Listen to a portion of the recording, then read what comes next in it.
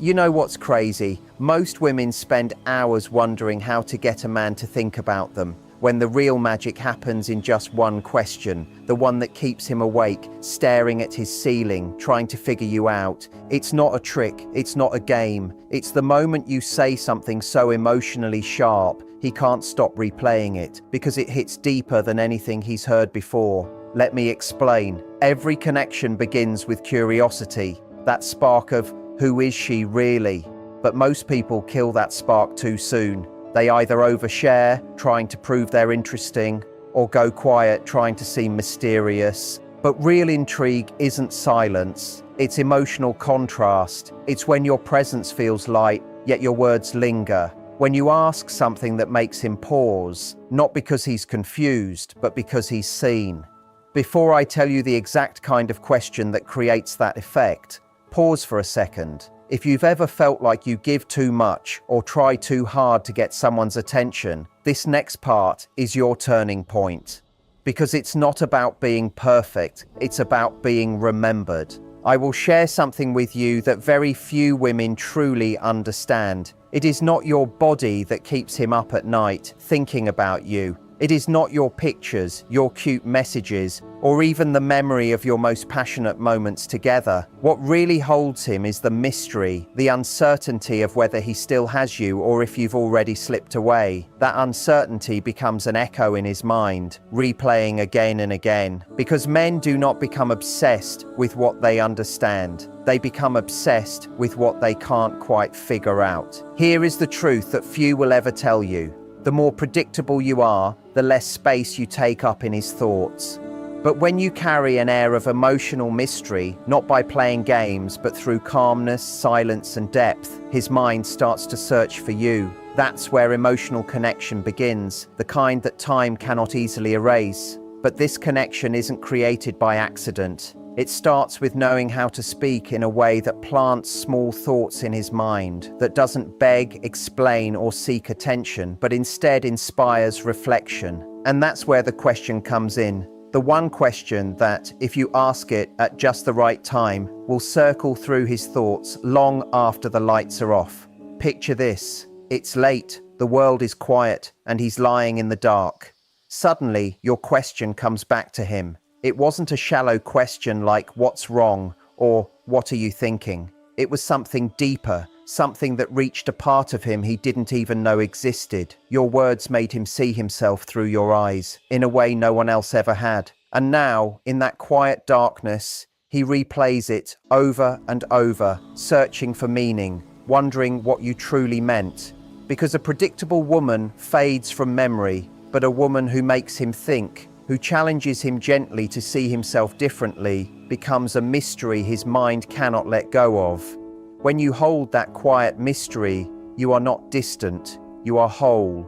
You are like a beautiful book that hints at a captivating story, but never reveals all its pages at once. You give him just enough so he wants to keep reading, wants to know what comes next. Your silence carries weight. It is full of meaning. Your calmness isn't coldness, it's confidence. Your depth isn't complexity, it's emotional richness. The question you ask isn't meant for an instant answer. It's meant to linger, to take root in his mind, to grow in importance with each passing hour. It becomes the key that opens parts of him he never realized existed. The next day, as he's working or driving, you'll cross his thoughts again. Not because you reached out, but because you planted something that keeps growing quietly inside him. And as he tries to figure you out, he also begins to understand himself. That is the kind of bond that survives long after the heat of passion fades. It's the invisible pull that brings him back, even when his mind says he shouldn't care.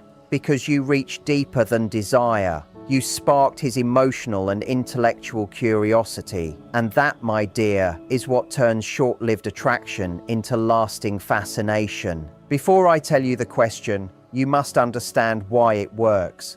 Most men live in logic, not emotion. They like control, quick answers, and avoiding deep feelings.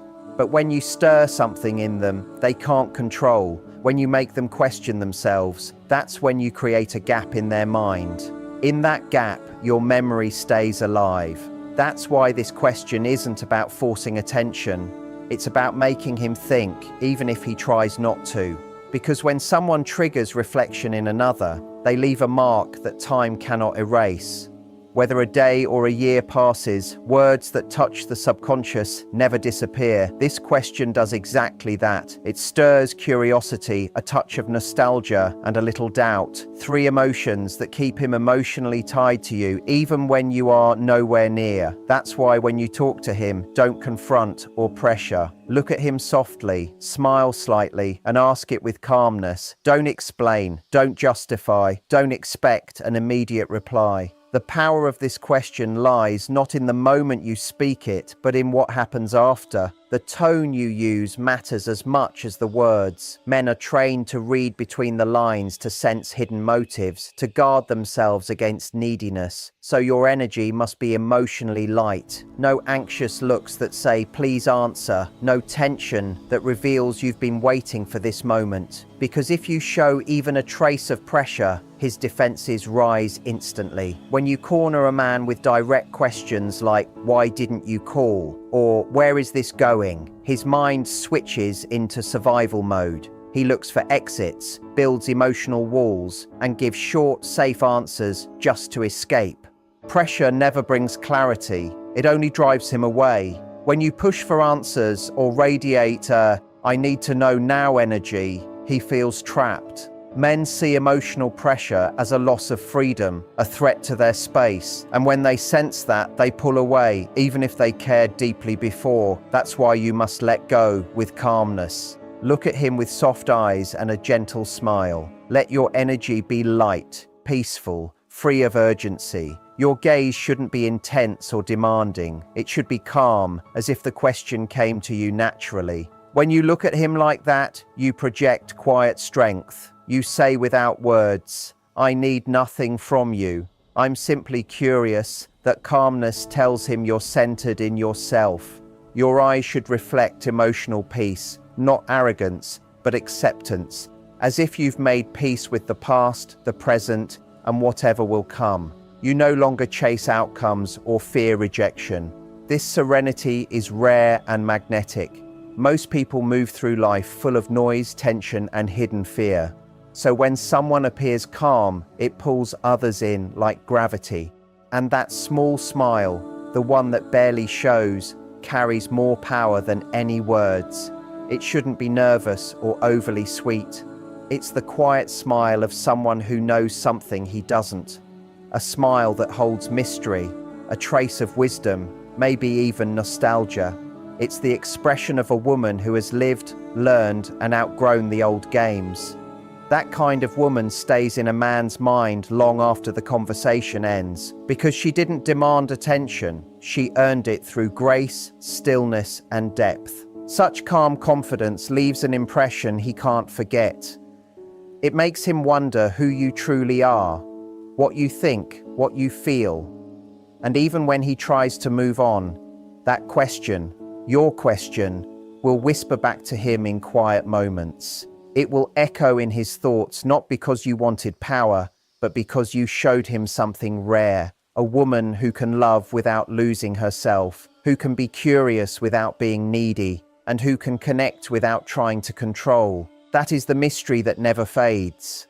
This smile carries an incredible power. It softens his guard, because when someone expects confrontation and instead meets genuine but mysterious warmth, his mind doesn't quite know what to do with it. He stays curious, unsettled in a good way, wondering silently. What does that smile mean? What is she thinking? Why is she so calm? And in that moment of open curiosity, that's when you ask the question, without warning, without preparation, without unnecessary background. You let it fall lightly, as if you were tossing a feather into the air. Effortless, natural, without worrying where it lands. You say it without explaining, without defending, and without expecting an answer right away. That's the difficult part. We humans have this constant urge to fill silence, to explain ourselves, to make sure the other person gets it. But doing that ruins the quiet magic of this moment. When you start explaining, when you say things like, I was just thinking, or I'm not sure if this makes sense, but you take away all the weight from your words. Explanations expose insecurity. They show that you aren't fully certain of what you're saying, and that instantly pulls him out of reflection and puts him in control. He thinks, she's unsure. She wants something from me, but this question must stand alone, without support, without clarification. Like a painting that doesn't need a caption, or a poem everyone reads differently. Its mystery is exactly what makes him think. So don't justify yourself. Don't say, I was just curious, or I asked others the same thing, or I read that somewhere. Any attempt to justify it becomes a silent confession that you think you did something wrong. And if you don't trust the question yourself, how could it possibly touch him? Confidence can't be faked. If you say it with true belief in its meaning, he'll feel it, and that's what gives it strength. And here comes the hardest part of all. Do not expect him to answer right away. Don't stand there staring, waiting for a reply. Don't fill the silence with nervous words like, "So, what do you think?" or "You're not going to say anything?" Because the moment you do, you destroy the very tension you've built. Think of this question as planting a seed. Seeds don't grow because you stare at them. They grow in silence, in their own rhythm. This question needs that same quiet space. It needs time to settle in his thoughts, to grow roots there. While he's driving, showering, or lying awake at night, it will slowly unfold in his mind. If you demand an immediate reaction, you'll only get a shallow one. But if you ask and then gently pull back, physically or emotionally, you give it room to sink into his subconscious. That's when he starts wondering, why did she ask me that? What did she mean? What do I mean to her? What did she see in me that made her ask? After you say the question, you can pause briefly for a couple of seconds, just long enough for him to respond if he chooses, then move the conversation on naturally, or better yet, end it gently. Say, "I have to go," or "See you later," or simply smile and walk away. That quiet exit completes the circle perfectly. The question now hangs in the air, unanswered, open, and the human brain hates open loops. It can't stand unresolved thoughts or unfinished stories. So his mind will keep going back to that moment, replaying it, trying to decode what you meant. And every time he does, he'll think of you. And that right there is the goal. The question you ask is, have you ever wondered what you really feel when I'm not there? Read that again slowly. Let it sink into your own heart before you ever use it. This is not some disguised version of, "Do you miss me?" or "Do you think about me?" It's something far deeper, more intelligent, and much more powerful. It sounds so simple, yet it carries an emotional gravity that few truly grasp. Its beauty lies in that simplicity. No fancy words, no complicated structure, no emotional demands. Anyone could say it, but only a few understand how to say it right. Its calmness hides its strength. It appears gentle and harmless, almost like an innocent question, but beneath it lies layer after layer of psychological depth. It's like an iceberg. What you see above the surface is small, but what's hidden underneath is massive. That's why it works. It doesn't sound threatening, it doesn't feel like criticism or pressure, and it doesn't trigger his defenses. It sounds like curiosity, like care, like the search for something real. It feels thoughtful, not needy, because this question doesn't force him to think about you. It makes him think about himself, and that's where its true power lies. You are guiding him, without him realizing, into self-reflection, into the parts of himself he rarely explores. Men, especially in relationships, often move on autopilot. They feel things, yes, but they rarely stop to analyze those feelings. They prefer comfort over vulnerability, action over reflection. But this question quietly breaks through that pattern. It makes him stop, even if just for a moment, and wonder, what do I actually feel when she's not around? Is it peace, emptiness, restlessness? To answer that honestly, he has to look beyond his pride. His ego will whisper, "You're fine alone." Don't give her that satisfaction. Pride will tell him, "Don't show weakness." But this question slips past ego because it's not confrontational. It invites honesty instead of demanding it. It's not, "Do you miss me?" A question ego can brush off easily with a casual "sometimes." No, it's, "Have you ever wondered what you really feel when I'm not there?" That one word, really, changes everything. It implies that there's a gap between what he says he feels and what he actually feels. It subtly challenges him to be truthful with himself. And that creates a quiet tension inside him, a need to resolve the dissonance. Now he's questioning whether he misses you out of habit or because you genuinely matter to him. It's the perfect mental trap, but not a manipulative one. It's an invitation, a mirror, asking him to see himself clearly. Because there's a vast difference between missing someone out of routine and missing them out of emotional need. Most people never notice that difference. Missing someone out of habit is easy to explain and harmless to admit. It sounds logical.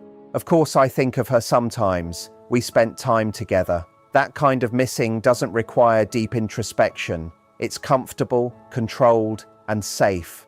But the moment he starts realizing it's not just habit, that something deeper stirs when you're not around, that's when the real connection awakens. That's when your presence becomes meaningful, not because you asked for it, but because you inspired it. And all of that begins with one small, gentle question asked with quiet confidence and the power of that mysterious smile. But emotionally needing someone, that is something completely different. It means there's something about you that fills a space inside him no one else can touch. Your presence or your absence genuinely shifts his emotions. You're not just a routine part of his life. You are essential. Admitting that, even to himself, makes him vulnerable. It's scary. It's powerful. Now his thoughts get caught in this difference. He tries to understand, am I just used to her, or is there something deeper? What do I truly feel when I realize she isn't there? Is it just a moment of nostalgia or an actual emptiness? These aren't easy questions. They take time, reflection, honesty, and the more he thinks about it, the more his thoughts drift back to you. Because to understand his own feelings, he must think of you, your presence, your silence, your small moments together. Every time he does, you live in his thoughts, his awareness, his emotional world. And the best part is, you don't respond. You let the silence do its work. That silence matters more than words can express. The pause after such a question is not just important, it's everything. It's what turns a passing thought into something that lingers for days, even weeks. When you ask and then say nothing, you create a space, and nature hates empty space. The human mind hates it too. When silence follows something emotional, the brain instantly tries to fill it. It wants meaning, understanding, closure. But if you don't fill it, not with chatter, not with explanations, you leave him alone with that space. And that's when his mind starts to work. He begins filling it himself with thoughts, feelings, and realizations he didn't expect. Your silence says something powerful. It shows you can hold tension without breaking it, that you're not afraid of quiet moments, that you're calm within uncertainty, that you have the quiet strength to ask something deep and then simply wait.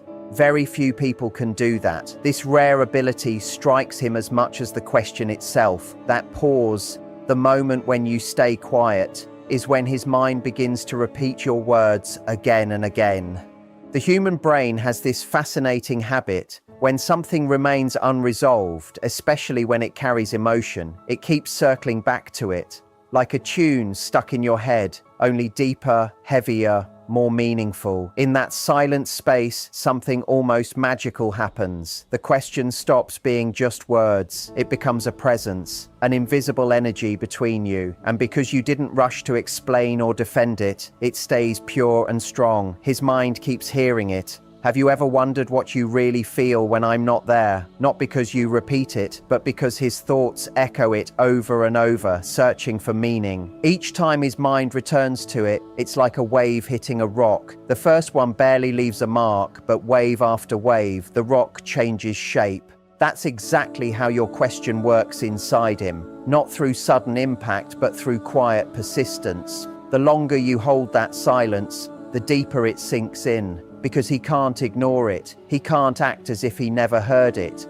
It lingers between you, unspoken, unanswered, pulling him back. His mind won't rest until it finds peace with it. And this isn't manipulation, it's not control, it's awareness. You're not tricking him into feeling something. You're guiding him toward what's already inside. That difference is everything. Manipulation means pretending, lying, or using someone's weakness to get your way. But this is something higher. You're not deceiving him. You're inviting truth. You're helping him see his own heart more clearly. You're not creating feelings that don't exist. You're shining a light on feelings that were always there but hidden.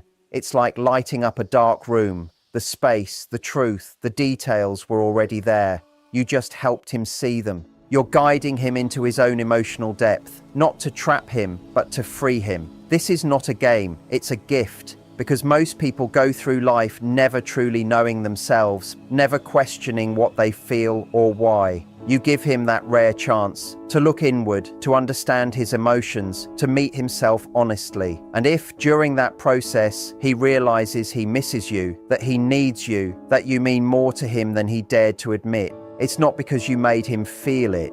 It's because he finally saw what he's always felt. And no one forgets the person who awakens their self-awareness. That's a deep truth about human nature.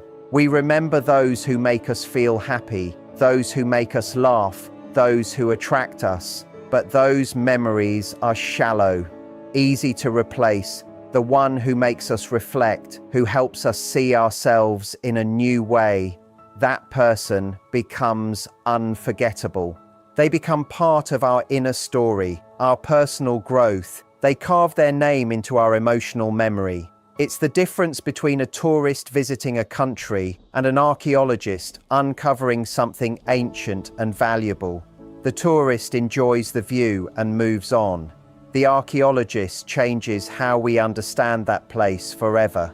You don't want to be the tourist in his world. You want to be the archaeologist who helps him discover something real within himself. When someone truly makes you reflect, not just on surface feelings, but deep within, it creates an invisible bond. Every time he revisits that moment of reflection, you'll be there in his memory. Every time he questions his emotions, he'll remember you were the first who encouraged that honesty. Every time he wonders what he truly feels, that same question you once asked will echo quietly in his heart. You don't just become a memory, you become a mirror, the one who helped him see himself clearly. You become the turning point in his emotional story, the quiet shift that made him understand who he is and what he values. That's why real connection isn't born from absence or desire alone. It's born from awareness. He won't forget you because you're no longer just someone he liked. You're someone who changed how he sees himself. You'll always be tied to that moment of self-realization, and that is what real attraction is made of. Not from need or dependency, but from the depth of the mind and heart. Most people try to build attraction through absence. They vanish for a while so the other person starts missing them. They create a sense of scarcity. They play hard to get. And yes, these tricks can sometimes work because they trigger the fear of losing something, a strong emotion. But attraction built on absence is weak, unstable, and external. It depends on you always keeping your distance, staying mysterious, never being too available. That's tiring because you have to keep calculating how much presence to offer, how much time to give, how much emotion to show. But attraction that grows from the mind is something completely different. It's steady, inner, and calm. It doesn't depend on whether you are physically there or not. It comes from the fact that you've taken a space in his mental and emotional world. When attraction begins in the mind, it doesn't matter whether you're close or far away. You already exist inside him, as part of his thoughts, his self-understanding, and his emotional rhythm. And that kind of bond can't simply fade because of distance or distractions. Mental attraction goes deeper because it reaches beyond simple desire. It touches identity, awareness, and the quiet corners of the soul, the parts that last the longest in human experience. It's not born from the hunger to be remembered, but from the quiet wisdom of knowing you're unforgettable. That is the true difference between need and strength, between hope and confidence, between chasing a place in his thoughts and knowing you already live there. If you long to be remembered, you depend on him. You wait for his attention, his decision, his will. That's a fragile and anxious position. But when you move from the wisdom of knowing you're unforgettable, everything changes. You no longer wait for him to remember you. You simply know he will. You're not asking for a place in his head. You already have it. You're not nervous about what might happen. You're steady in your effect. This confidence doesn't come from pride or fantasy. It comes from understanding the deeper psychology behind human connection. It's knowing that you've left a mark that can't easily fade, that something about your presence shifted something inside him. The wisdom of being unforgettable means realizing you don't have to be the prettiest, the funniest, or the most available person in his world. You just have to be the one who makes him think, who stirs his emotions, who sparks his curiosity, who opens doors in his awareness that stay open long after you've walked away. This kind of wisdom brings you calm, peace, and self-assurance. And that calmness itself is deeply attractive. Because when you're no longer desperate to be remembered, when you stop trying so hard to occupy his thoughts, you become even more unforgettable. Your energy changes. Your presence feels lighter, freer, more grounded. He can sense it. It's not about control anymore. It's about quiet power, the kind that comes from within. Not power over him, but power within yourself. Not control of his feelings, but understanding your own. Not manipulation, but emotional clarity. That is how genuine connection works. When you ask a deep question from this place of inner peace and certainty, when you speak from calmness instead of need, everything feels different. The words carry a different weight. The silence afterward feels fuller. The effect grows stronger because he's not only reacting to what you said, he's responding to the energy behind it, to the quiet confidence that radiates from you, to the emotional depth you carry. That's what creates real, lasting attraction. Not the surface level kind that fades once the game ends. Not the kind that depends on tricks or timing. But the kind that grows because you are truly different. Someone who connects from a deeper place. Someone who understands how emotion, thought, and self-awareness intertwine. Someone who lives with wisdom and integrity. That's the kind of attraction that stays. The kind that transforms him. The kind that makes him think of you not just tonight, but long after. The connection that doesn't fade when the excitement ends, because it's rooted in meaning. It's not about being wanted, it's about being remembered for the way you made him see himself and the world differently. If this message helped you realize the quiet strength within your calm, make sure to subscribe so you don't miss what's next. Give this a like. Share it with someone who needs to hear it, and tell me in the comments what this question made you feel. And if you want to go even deeper and support this channel, consider joining the membership. You'll get priority in the comments and access to exclusive content that I create with full heart and intention.